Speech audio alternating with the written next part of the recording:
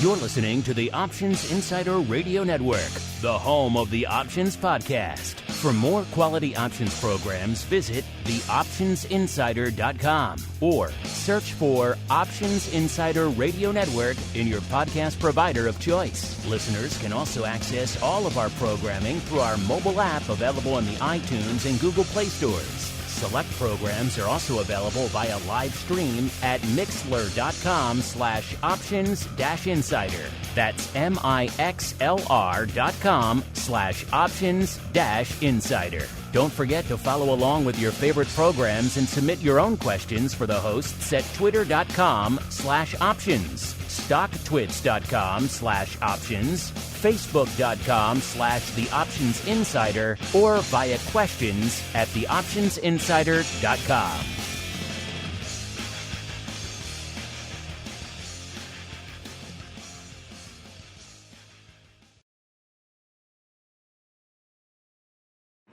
Bitcoin, Ether, Ripple, Litecoin, and more. Cryptocurrencies and other digital assets are taking the financial world by storm. This exploding market provides everything a savvy trader needs: volatility, volume, and liquidity. Provided you know how to find it. That's where we come in. Welcome to the Crypto Rundown. Each week, we'll break down the latest trading activity, trends, and developments on everything from coins to tokens, futures, and even OTC options. If it's moving the crypto markets, then you'll find it on the Crypto Rundown. This program is brought to you by Genesis Volatility, also known as GVOL, home of institutional-grade crypto options analytics. Whether you're trading CeFi options or DeFi options, cryptocurrencies move. Use GVOL Analytics to analyze implied volatility, model realized volatility, structure positions, and unlock alpha. For more information, visit gvol.io. That's GVOL.io. Now it's time to dive into the exploding world of cryptocurrencies and digital assets. It's time for the Crypto Rundown.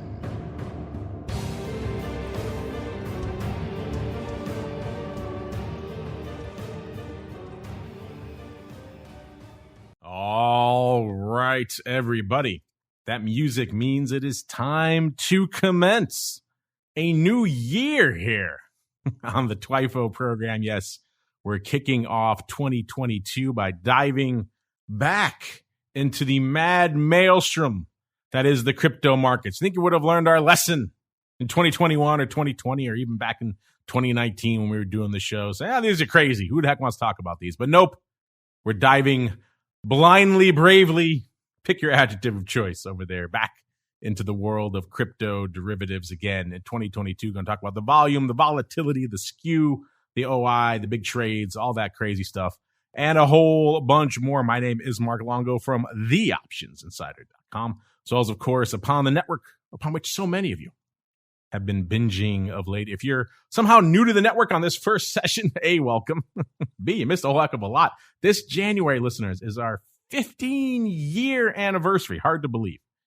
Not of this show, but of the network. We created the first options podcast way back, launched it way back in January of 2007, and we're working on it, of course, even before then. So crazy. This is pre-iPhone, pre-really iTunes. I mean, it existed, but nowhere near to the degree it does now. And just insane. You had to have an RSS reader to really get them. So it was a crazy time in this nascent medium known as podcasting, but we're happy to have ridden this wave all the way, and happy to all the people who have joined us along the way, the legions of programs, millions upon millions of downloads later.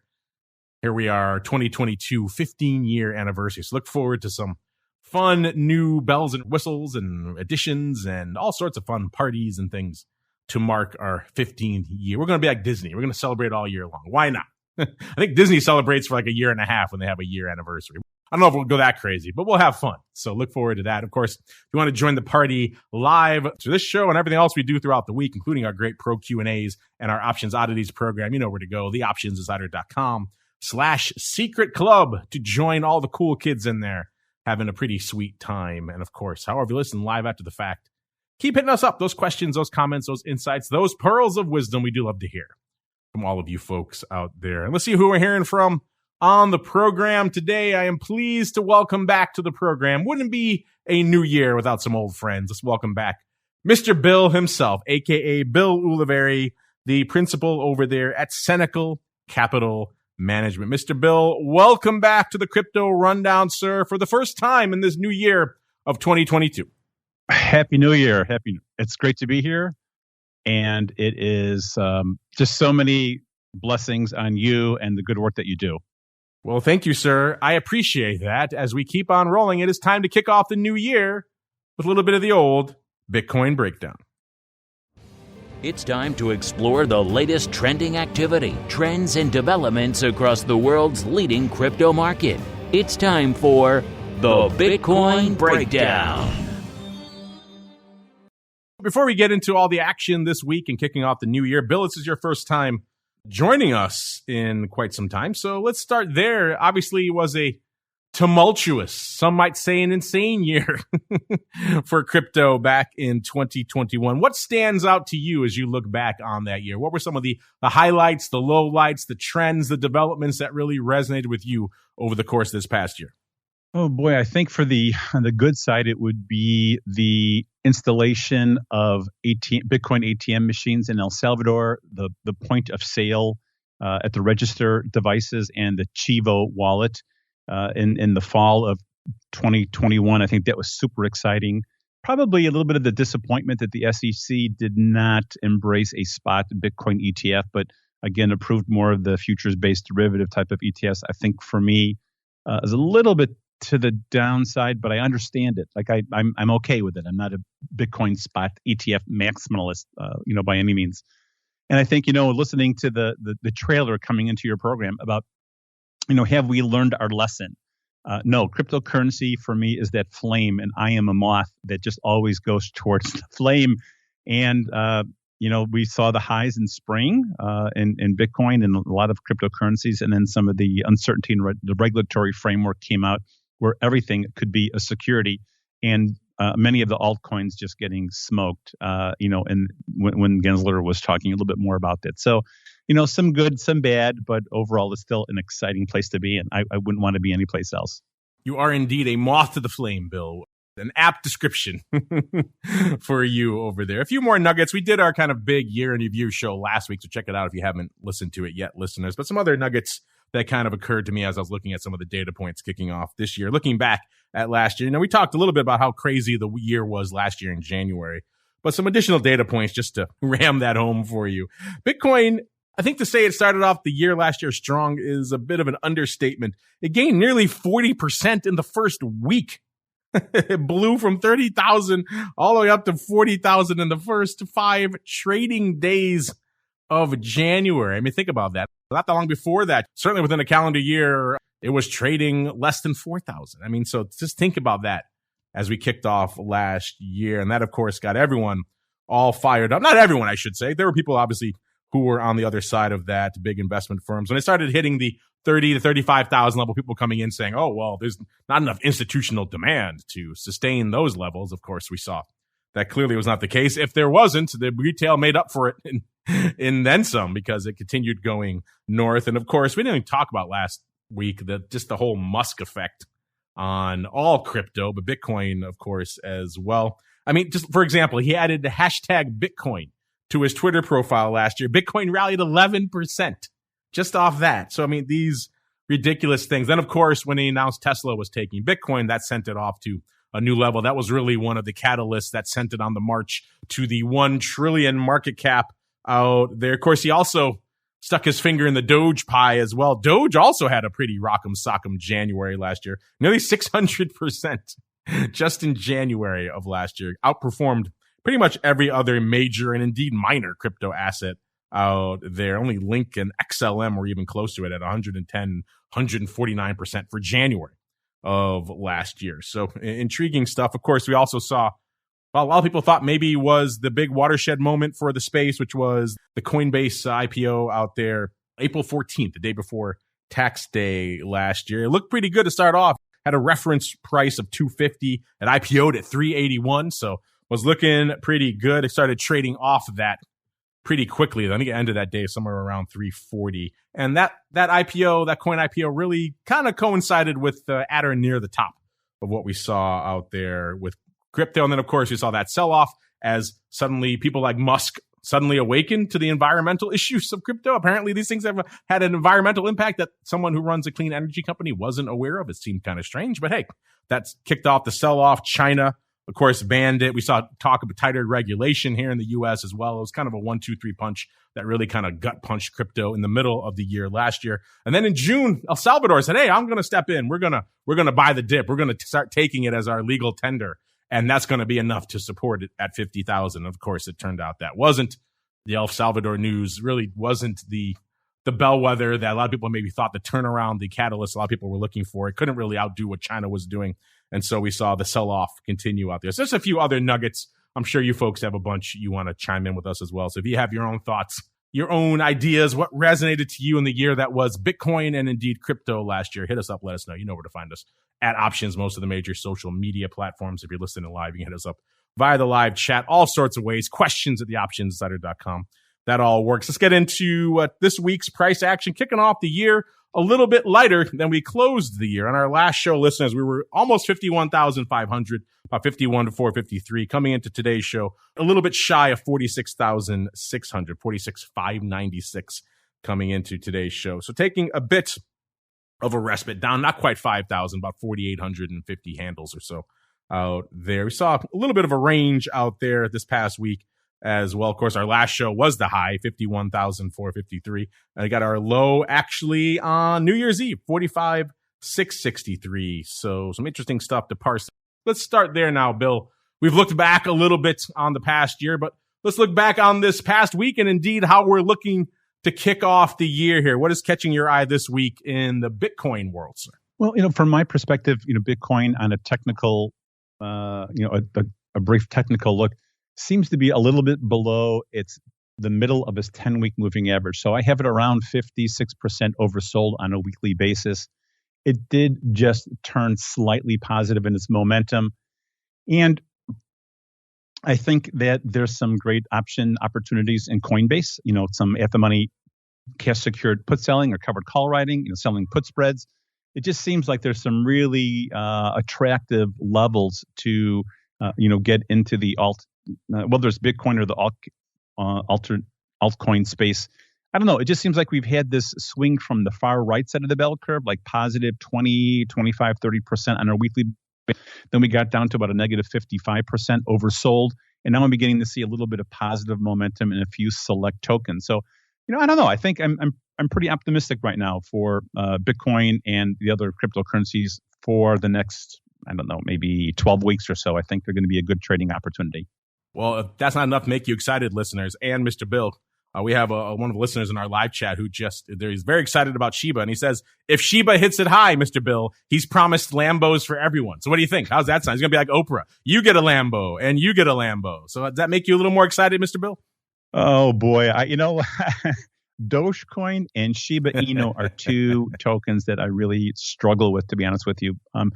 I don't know, maybe I'm just too old to enjoy the meme stock status. I just think there's so many positive and awesome, life-changing, world-changing, poverty-changing, freedom-changing tokens out there that for me to get distracted in that space, I don't spend a lot of time there. But I will say that, I do own a little bit of Shiba just for the fun of it. And I think for me, it's a perpetual lottery ticket. I mean, why would I spend $50 at the local gas station or $20 or $10 buying a lottery ticket that gives me a one chance opportunity with 220 million to 1 against odds for a one-time drawing for, say, a few $100 million, when I could buy the same amount of Shiba Inu? It lasts forever. It's on a blockchain. It's like a forever lottery ticket. And if it hits big and goes anywhere near what people think it's going to go, I'll make way more than a couple of $100 million. So for me, I think Shiba and Doge are like the perpetual lottery ticket that always, I'll be able to live a lottery chance, for the next 30 or 35 years. So that's the way I'm looking at it. I'll have a little bit in my wallet, but I'm not betting my retirement on Shiba Inu. I like that. Perpetual lottery tickets. That's a good way to think about it. They don't expire, at least. You're right. At least not. It's an option that never expires. Not that we've seen, unless they have some new wrinkle to SHIBA coming for it. It expires at the end of the year. But outside of that, yes, perpetual lottery tickets. By the way, our listener who's promising the Lambos, I like a nice red. I prefer, if possible, a nice Lamborghini Countach. Let's go back to the 80s.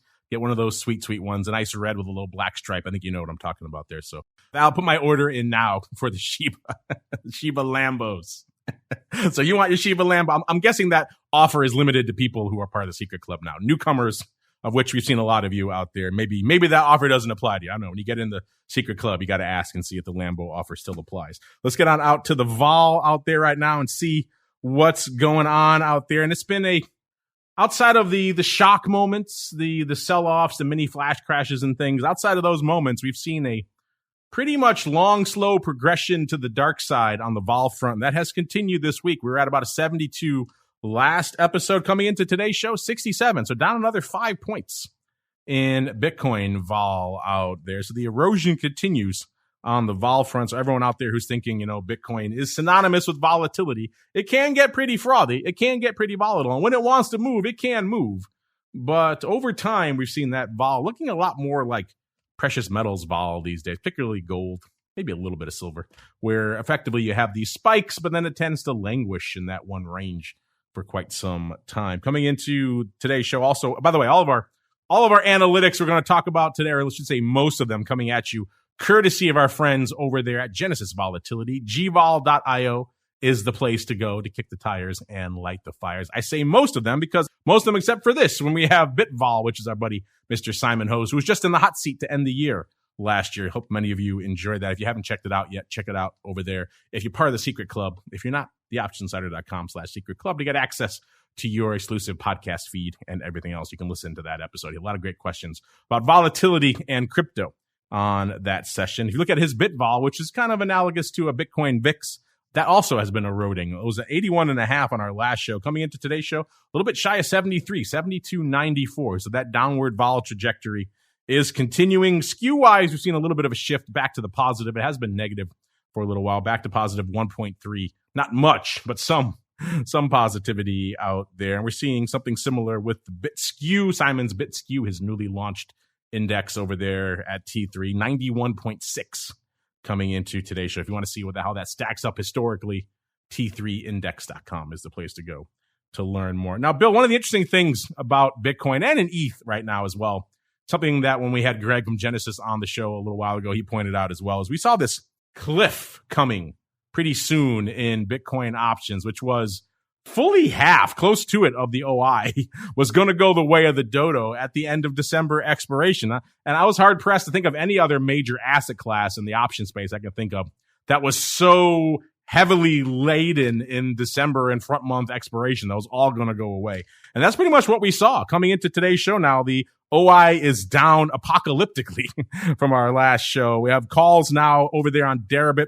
About 90,000 calls open only on Deribit right now. That's down a whopping 63,000 from this time last week. I mean, December's gone. It took over 115,000 contracts with it. The puts are down to only 40,000 contracts open. That's down almost 25,000 from this time last week. So you only have 130,000 contracts open right now on Deribit. Bill, what are your thoughts on that? The fact that Bitcoin options were so December heavy. We saw so much OI rolling off the board. And off the top of your head, can you think of any other product that you've traded that was similar to that?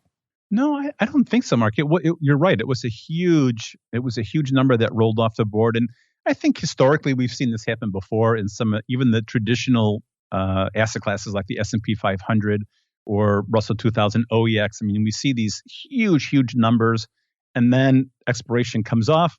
We have like 3 days of, repositioning, and then, we begin to see the open interest, pick up between, say, the third or fourth day after expiration into, the cycle. So I suspect, I don't really know 100%, other than I'm wondering if I'm just wondering out loud that a lot of options could have been hedged in Bitcoin just because of anticipation of, 2022 volatility. some uncertainty to the current administration's stance on cryptocurrency, potential regulation in the world, because, as Bitcoin goes, everything goes. Therefore, as everything goes, kind of Bitcoin goes. So maybe it could have been some, I'm going to say somewhat correlated pairs trading that was, some of that option open interest was in.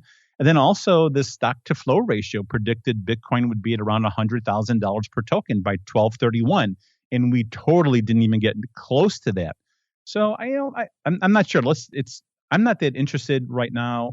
It's not that I say that I'm not interested. I think it's interesting that the open interest came up, but I'm really interested to see where it begins going back on again. Because the theory is, from what I hear and from what I see in my crypto Twitter, is that the whales, the big Bitcoin holders, they're hanging on, right? They're not hedging. They're not selling. They're just building up this huge bag of Bitcoin for the next upside move. So we'll see. We'll see where it goes. Interesting. Speaking of upside moves, and you mentioned the regulation. I was going to save this for the questions, but I'll get to it now. This came in through our live chat. Mr. Luigi, glad to see you could join us. Luigi, weren't sure you were going to be able to make it. He says, I wanted to ask Mr. Bill what his thoughts were about this. I heard a pundit recently say that we might see Bitcoin drop to 20,000, even though the industry is super strong, before it rockets up to over 100,000. The reasons that person cited were that it would follow a cycle of price discovery with new industry disruptions after new regulation is adopted. So, Mr. Bill, what are your thoughts on apparently new regulation driving Bitcoin back down to 20,000, and then new disruptors coming in and driving it back up over 100,000 afterwards? Well, my perspective is, again, I always look at things technically first, then trying to figure things out fundamentally. So on the high end of the range, I've got Bitcoin, based on its volatility, around 69,846 to the upside. The middle of the bell curve is 54,700, and the downside of the bell curve is around 38,800. So as long as we stay within those three levels, I don't really look that much at the fundamentals. But I will say this: the IRS, Internal Revenue Service, it treats Bitcoin as digital property. It's not considered a security. It's not considered a currency. It is like a real estate investment trust. It's like a piece of property. So we have to look at it through the lens of the fact of how the IRS designates it and treats it. And I would certainly encourage anybody listening to this podcast to listen to Michael Saylor, who's the CEO of MicroStrategies, and how Bitcoin fits into treasury management for S&P 500 and high market cap companies, right, rather than keeping their money in a checking account. So I don't want to get too ahead of myself in the whys. All I really care about is what is. And I don't really care about the why. I know a lot of people like to think about that, but I don't. I just want to know what is. And for me, what is we're a little bit to the below the middle of the bell curve, where we traded up at 67,000-ish in Bitcoin. That was at the high end of the range. So from my perspective, we're just middling. It's like, for me, it's just not a big deal right here. Until we get below maybe 30,000, if it could, and it could trade down that low, but I don't think it will. Well, let's see how low the OI got after all this December rolled off the board. Remember, I said December took over about 115,000 contracts were open on our last show. Right now, the number one spot is January with only 34,000 contracts. So the options took a huge hit at the end of December, which will be interesting to see how the new and remaining OI, how that stacks up. We'll get to that in a second. Number two is March with about 31,000. That's up, I should say, about 2,100 contracts. And then again, nothing else is even close. And you could add up the top five probably right now in terms of open interest, and they probably would maybe equal what December had on the board. And again, maybe not even that level. So yeah, a lot of OI went the way of the dodo since our last episode, listeners. And we saw that reflected now. I mean, our top five in Bitcoin in terms of size positions, what are the strikes that are dominating it? That top five has remained, especially the top of that top five, has remained locked to the same couple of strikes. The par strike in particular has been just this object of fascination and magnetism out there. That is no longer the case. We've seen big changes, big shakeups to our top five now that December has gone the way of the dodo. I was speculating whether the par strike would maybe get cut down to size a little bit once December went away, and that was indeed the case. The new number one strike, listeners, is a far more relevant strike. It is the 50,000 strike that has 9,200 contracts open. So that is the new big dog in Bitcoin options. That's down a whopping 300. So not much of a change there overall week over week. It just shows you how everything above it just got annihilated. And again, that was our number five last week. That jumped all the way from the bottom of the list to the top in the span of 1 week. So a lot of change up here in our top 5 positions. Number 2 is the 70,000 strike. That has 8,900 contracts remaining, down about 3,100 from this time last week. Number 3 is our old friend, the par strike, the 100,000 strike.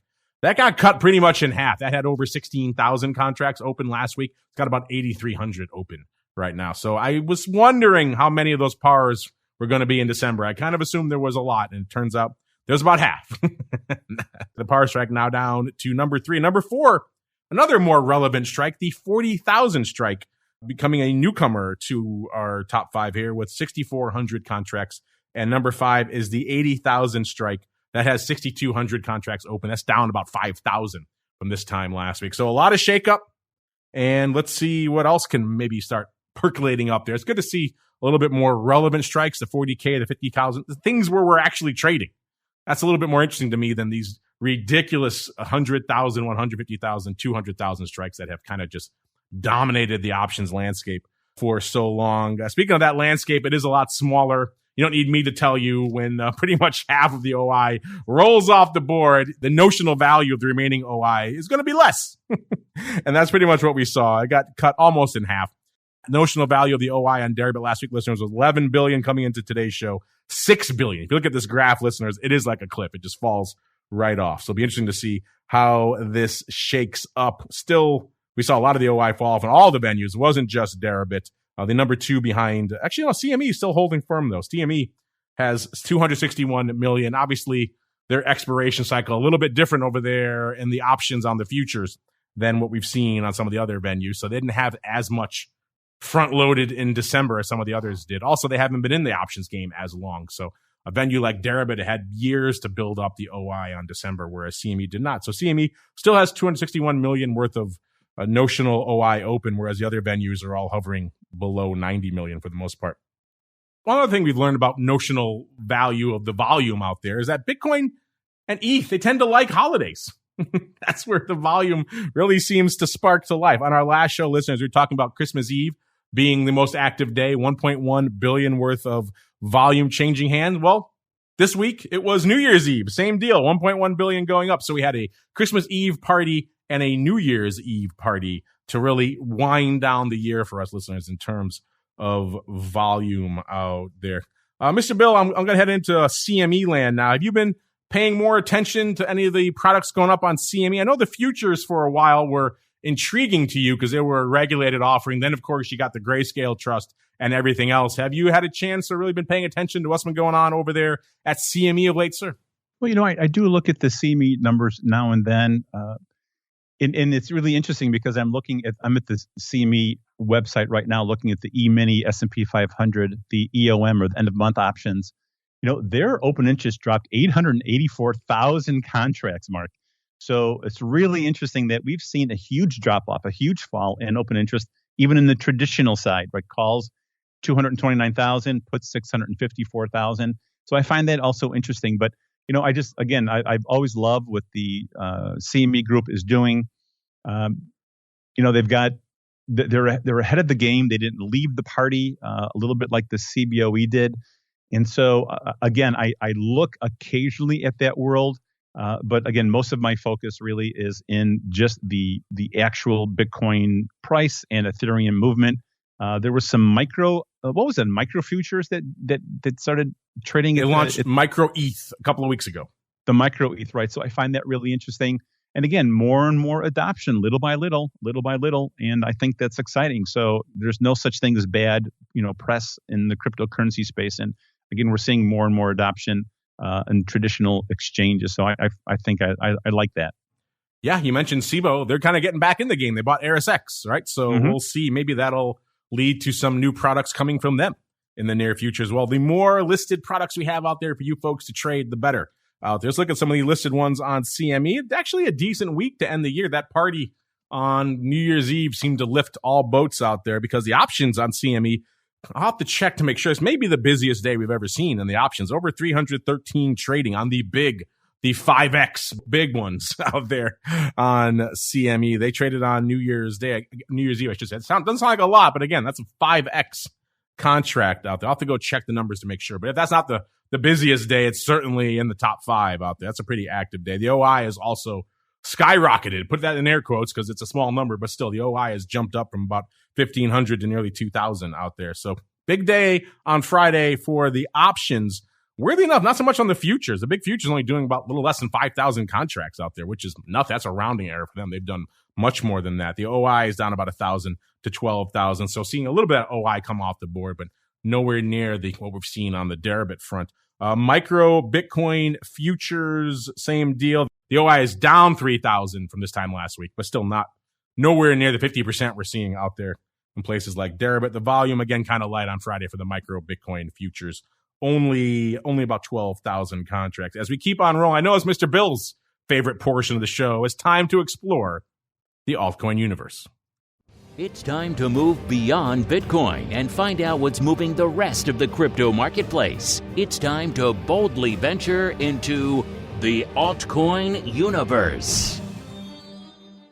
All right, listeners, let's do it. Let's explore the crazy portion of the market, aka the altcoin universe. Let's go back out to our top 10. To kick off the year, we've gone back to a traditional top 10. Our producers have stopped extending it to include SHIBA and Doge. Like that, don't like that, hit them up, let them know, send your hate mail to them, not to me. All you Doge and SHIBA hodlers out there. Number 10 this week is Polkadot at about a little bit shy of 30 billion worth of market cap. Number 9 is Terra with 33 billion. Numbers 8, our old friend XRP with 39.7 billion. Number 7, USD Coin, 42.6 billion. Number 6 is Cardano, 44, almost 45 billion. Number 5 is Solana, 52.75 billion. Number 4 is Tether, 78 and about a half billion. Number 3, Binance Coin, 86.2 billion. Number 2 is ETH, 447 billion. Number 1, the big dog, once again, shy of the 1T level, 879 billion out there. Mr. Bill, when you're not watching the big dog, which is Bitcoin, have you been paying more attention to ETH these days, sir? I have. I've been keeping an eye on ETH, keeping an eye on Ethereum Classic, really interesting projects. I will say, however, that there's a lot of displeasure in the cryptocurrency world at the fees that are being paid in Ethereum gas. Like whenever you do a transaction, when you want to mint a non-fungible token, if you're using Ethereum, if you're sending Ethereum, the fees are incredibly high, almost to the point of, people second guessing, wondering if they even want to transact or send, cryptocurrency through the network. So I look at that because I'm concerned that there is, around $250 billion locked up in total value locked, in cryptocurrency, in Ethereum, and Ethereum seems to be losing its majority first adopter win. So I find other tokens and other chains interesting, but I want to keep an eye on Ether because it is one of the big dogs, and I'm a little concerned about what I hear going on out in the world of cryptocurrency, specifically with Ether. Interesting. Maybe some of the alarm bells going off. You're right. I have been hearing some of those out there. I know a lot of people on the show lately have been all up and excited about Avalanche. Is that one of the ones that's been on your radar, Mr. Bill? No, not really. I mean, I look at it a little bit like I do all tokens. I know that, Polygon, Matic, I think is the symbol. I mean, gosh darn it. Hold on a minute. There's so many symbols that I'm sorry, Mark. I'm having a little bit of a senior moment here. It's Polygon, Matic. I look at that one a little bit. For me, I'm not looking at the individual tokens so much as what sector are they in. Like I find that sector, like the gaming sector, or is it privacy token? Is it Web 3.0 data management? Like for me, I go there first and then look at what kind of interesting tokens there are. So, I just look at things different, Mark. That's all. I can't say that. I just find it interesting that in every sector that there are some really cool tokens, to look at and to potentially nibble on. Well, let's see if any of that is reflected out here in the number 2 out there, which is ETH coming into showtime. You have a bit of a sell-off out there in ETH as well. Last show, a little bit north of the 4,000 level, about almost 4,100, about 4,090 or so. Coming into today's show, 37.56. You're down a little over 330 on the week here. We had pretty much the high for the week being our last show And then the low coming on the 29th, 35.87 out there. So pretty much exactly a 500-point range on the week, which is kind of interesting. Getting into the vol, again, same story to what we saw in Bitcoin. Vol mostly continuing to erode. Last show was 81% on ETH. ETH, again, usually a little bit structurally more volatile than Bitcoin. Right now it's at 75%, so it's come down about 6 points over the course of the past week. The SKEW pretty much unched about 1.3 on the positive side last week, 1.5 this week. Not a lot of evolution there. Where we did see a lot of evolution, and again, we talked about this in ETH recently as well. Same deal, that same cliff that was looming in Bitcoin was also looming in ETH. ETH has always been very quarterly heavy.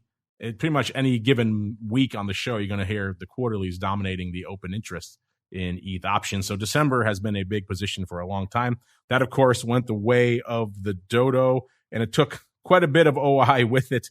The calls on ETH on Deribit, there's only about there's a lot, but still, there's about 1 million almost exactly open right now. It's down about 340,000 from this time last week. The puts are down to 273,000. That's down almost exactly 200,000 contracts. So you lost over 500,000 contracts just in those two over the course of the past week. So that's a lot of paper to roll off the board. Obviously, the notional value of that OI took a huge hit this week as well. Even though similar from a volume perspective, we saw a similar trend on ETH that we saw in Bitcoin, which was they both love a holiday. We saw a lot of action on Christmas Eve, I should say, and New Year's Eve on Bitcoin. And in ETH, we saw a lot of action pretty much all the way leading up to New Year's Eve. On the 29th, we saw nearly 600 million with a notional volume going up. The 30th, 700 million. And the big day was New Year's Eve, 741 million. So the week continued to ramp up into the end. Of course, coming into the beginning of this year, it's fallen off a cliff.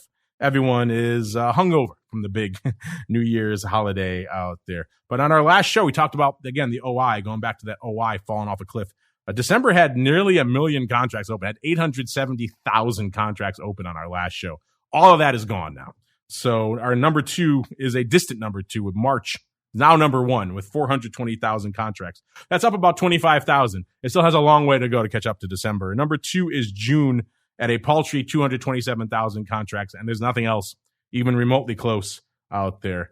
Interestingly enough, we didn't see the enormous evolution in ETH top positions that we saw in the Bitcoin options. Number one is still 15,000 strike with about 105,000 contracts. That's down about 15,000 contracts from last week, but not enough to really move it substantially down our list. Number two, the 10,000 strike still hanging out there, 98,000 contracts open. That one took a hit. That's down 23,000 contracts from last week, but still sizable enough to remain at the top or near the top of our list. Number three is the 20,000 strike. This is one of the new additions this week. This one popping in this week with 88,000. I don't think the OI really changed a ton on this one, but just the fact that a lot of the other ones have come down quite a bit. This one was able to sneak into the top five this week. Number 4 and 5, we have a tie. Both of them exactly 70,000 contracts. It's the 6,000 and the 7,000 strike kind of coming into the tie for the bottom of our list. The 6,000 strike has 70,000 contracts open. That's down nearly 30,000 from this time last week. So that one took a big hit.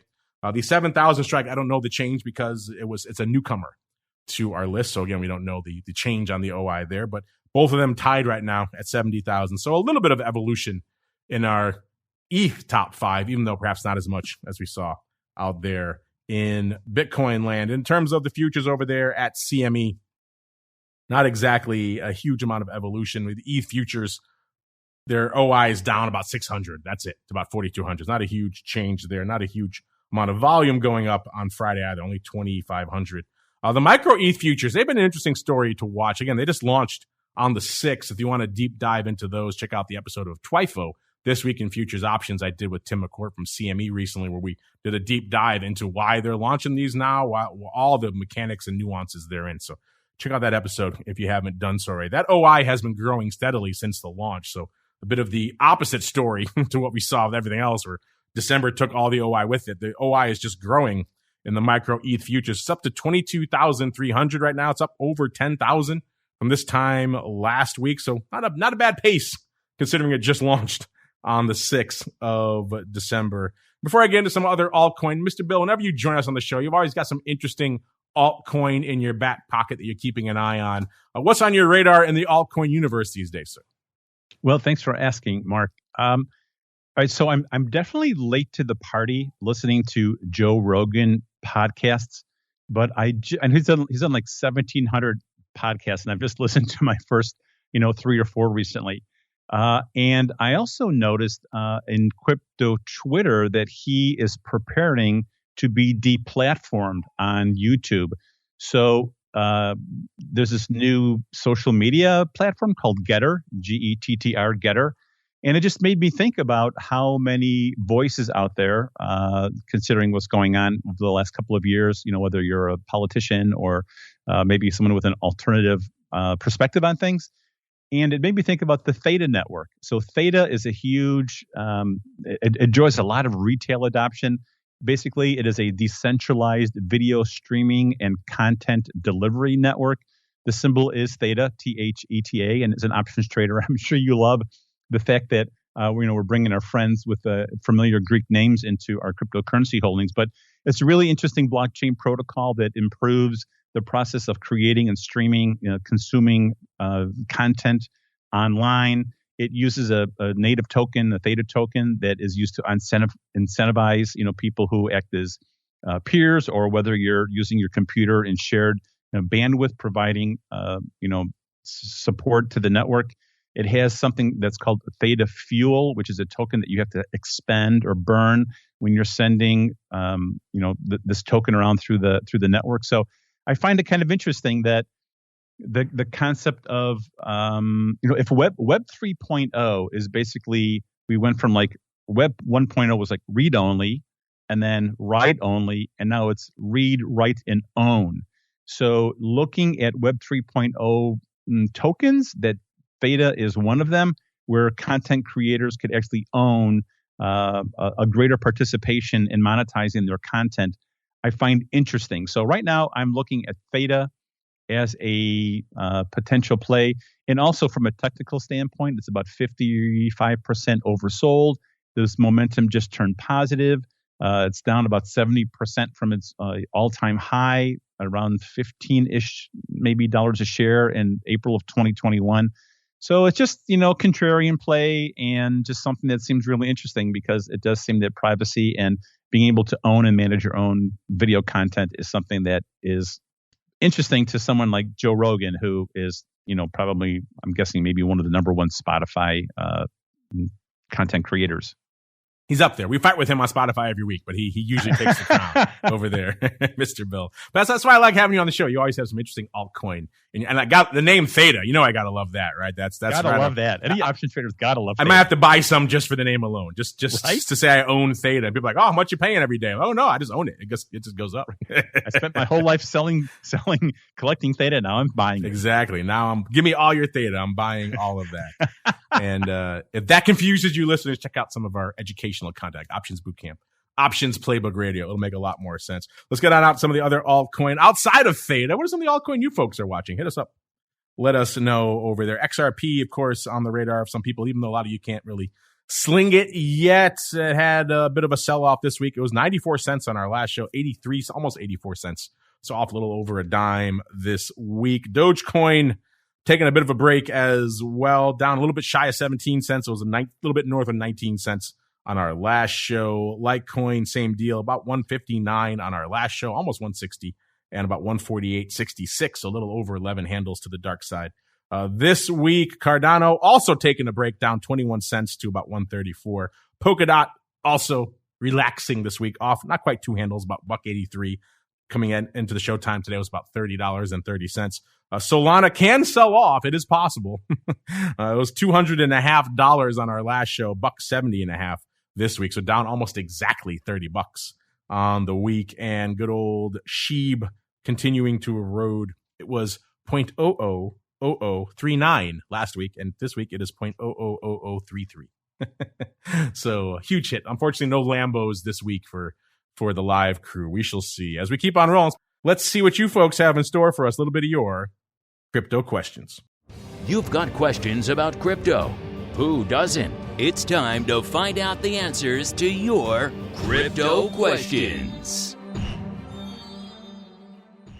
Well, before we get some of these questions people have sent in to us, our live chat's got a bunch of stuff popping off here. First, I did not realize they're chatting about apparently you could have gone to Paris Hilton's private island, New Year's Eve party on her metaverse private island. I did not realize that. So thank you for making that aware. And you could have gotten NFTs apparently during that. So I was not aware of that. So there you go. Our chat always on the bleeding edge of this stuff. Speaking of bleeding edge, Mr. Bill Nichols in our live chat wants to know if you have tried BITO options yet, sir. I have not tried BITO options yet. No, I have not.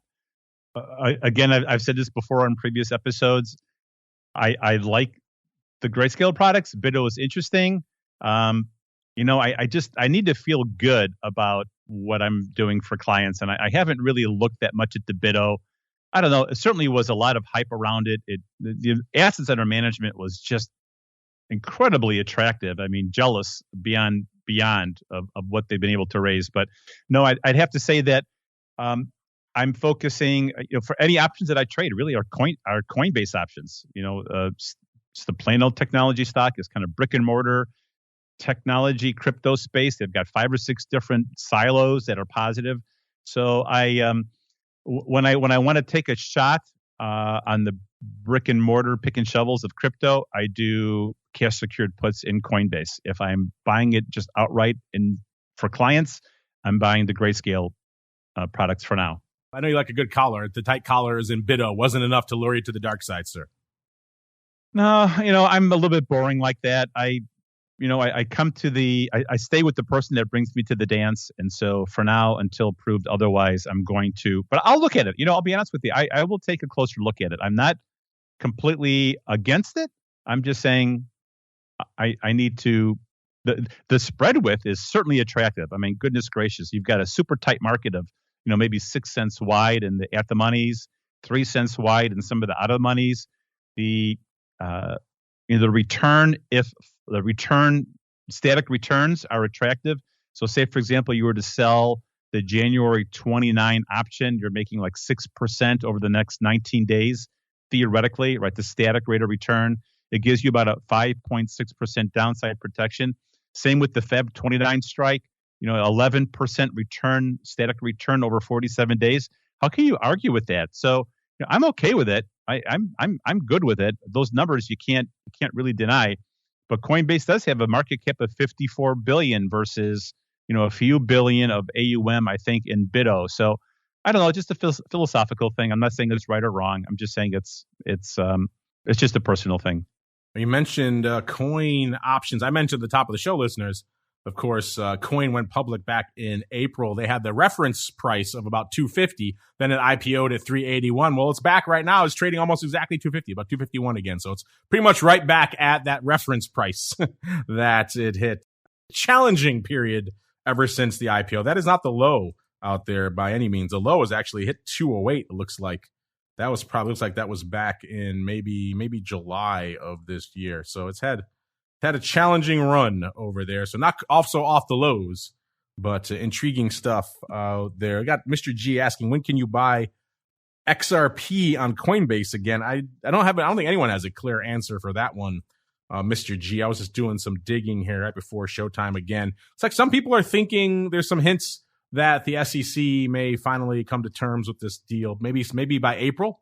So there's some hope maybe into Q2 of this year we could see a resolution of this one way or the other. I know they did just appoint the head counsel for their XRP, their lead counsel of the XRP lawsuit. The SEC just appointed them as enforcement counsel, so they got to bump up. So maybe that's a sign that that thing is coming to fruition out there. But it seems like the tea leaves are pointing towards something in the first half of this year. Again, that's just the tea leaves, Mr. G. That could mean nothing. That could be accurate. The whole thing could blow up. Who knows? But that's all I'm hearing here for now. Let's go out to Todd and MST. They both have kind of related questions. We can kind of take them together. Todd wants to know, do you expect an ETH ETF to hit this year? And MST wants to know, with all these ETFs hitting the market eventually, will all these ETFs hitting the market eventually cause the Grayscale Trust to go away? So maybe we'll start with the last one first. Mr. Bill, I know you're a big fan of the Grayscale Trust. What do you think the impact of all these ETFs launching will have on the Grayscale Trust? That's what MST wants to know. And then, as a related question, Todd wants to know, you think we'll see an ETF hit this year, sir? Well, if you would have asked me this question every January 1st since 2017, I would say, yes, the ETF is coming this year. Yes, the ETF is coming this year. And so, yeah, 2022, I think the ETF's coming this year, and it will be a spot ETF. And I think it was around December 17th of 2021, the SEC said that they were going to review the idea of a spot exchange traded fund in 45 days, which would put that somewhere near the beginning of February. So while I'm not focused that much on XRP, I am going to be following the ETF, the potential spot ETF. And I will tell you this, again, I get all, crypto, Twitter is where all the crypto conversation is going on. And there are some incredibly powerful voices on crypto Twitter that are going to be donating money to regulatory, like the regulatory bodies that help promote and get the voice out for cryptocurrency space, that there really isn't a good reason why we don't have a spot ETF based on other spot exchange traded funds that we have. And so I think that the answer is yes. I think we're going to get a Bitcoin ETF this year. And I do believe it's going to be super exciting. And I hope to hear something in the spring of this year. There's just so much pressure being sent and forwarded toward the SEC. And let's be honest. I mean, I don't know how to say this without sounding kind of fringe, but I think about the trading floor, Mark, where a lot of the traders, a lot of the broker dealers, like everybody's gone. And so how do you if you're a regulatory body whose operating budget resides from the government and from fines and arbitration and things like that, like why would you shoot this cryptocurrency thing when it's this future parallel universe that already has a market cap of a few $1 trillion? Why would you not somehow embrace that and bring them into the conversation and bring them into the regulatory framework? So I think that they have to be careful, but to avoid the cryptocurrency space and not bring them in would be like financially suicide, in my opinion, for the SEC and other regulatory bodies. So I think it's going to happen. They just have to be careful and act accordingly.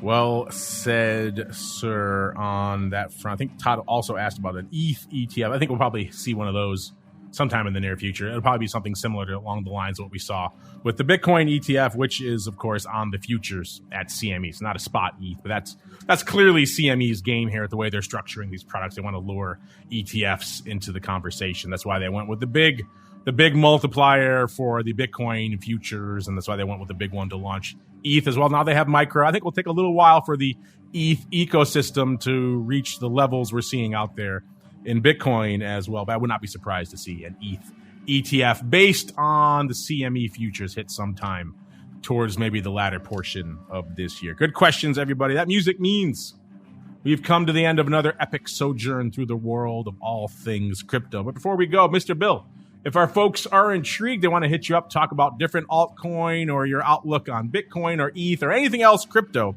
where should they go? What should they do, sir? Well, I think it would be great if they could text the number 22828. Text the word blockchain to 22828. That's the word blockchain. Text it to 22828 and sign up and get our newsletter, right? So we try to send a newsletter out every 14 days or every 4 weeks.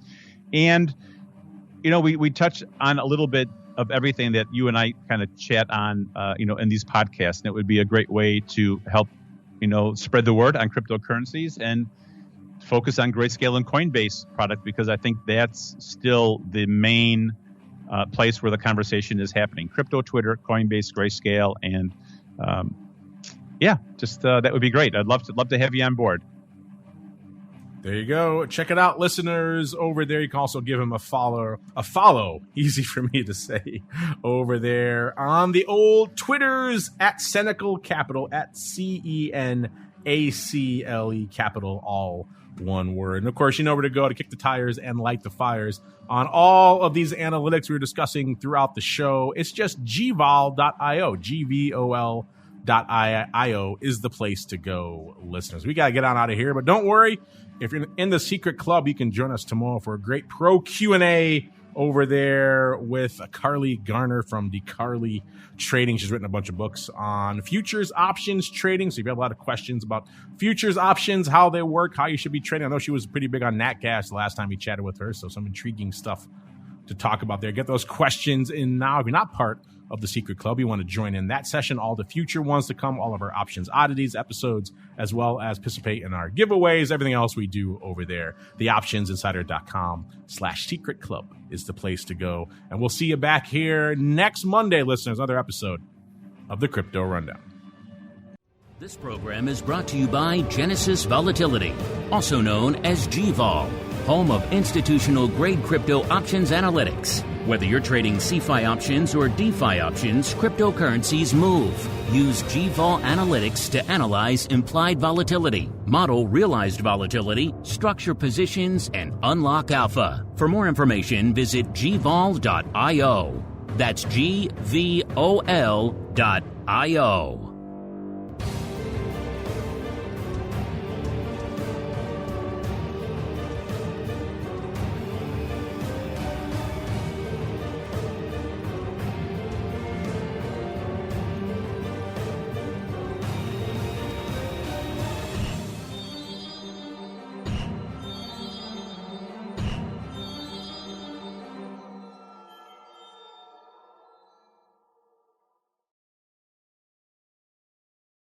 You're listening to the Options Insider Radio Network, the home of the Options Podcast. For more quality options programs, visit theoptionsinsider.com or search for Options Insider Radio Network in your podcast provider of choice. Listeners can also access all of our programming through our mobile app available in the iTunes and Google Play stores. Select programs are also available via live stream at mixlr.com/options-insider. That's mixlr.com/options-insider. Don't forget to follow along with your favorite programs and submit your own questions for the hosts at twitter.com/options, stocktwits.com/options, facebook.com/theoptionsinsider, or via questions at theoptionsinsider.com.